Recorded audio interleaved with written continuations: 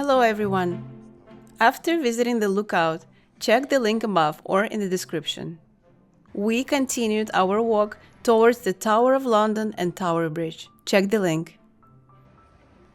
On the way, we stopped at another historical landmark, the monument to the Great Fire of London. Here, we are at the Monumentum to the Great Fire of London, a place that tells the story of one of the most dramatic moments in the city's history.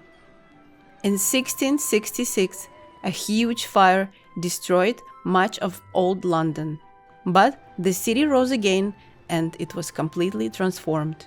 The monument to the Great Fire of London is one of the most important historical landmarks in the city of London.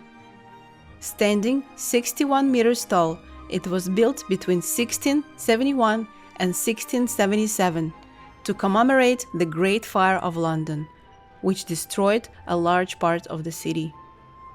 Visitors can climb 311 steps inside the narrow spiral staircase to reach the viewing platform, where they can enjoy a panoramic view of London. You can check the entrance prices on the official website. Today, the monument stands as a reminder of the city's ability to rebuild and transform after one of the greatest disasters in its history. This impressive column was built as a memorial and also as a symbol of London's rebirth. From the top, you can see the incredible contrast between historic London streets and the modern skyline with its famous skyscrapers, a perfect example of how the old and the new exist together in this city. Look at this pub, where Londoners are enjoying a fresh beer under the sun, surrounded by historic landmarks.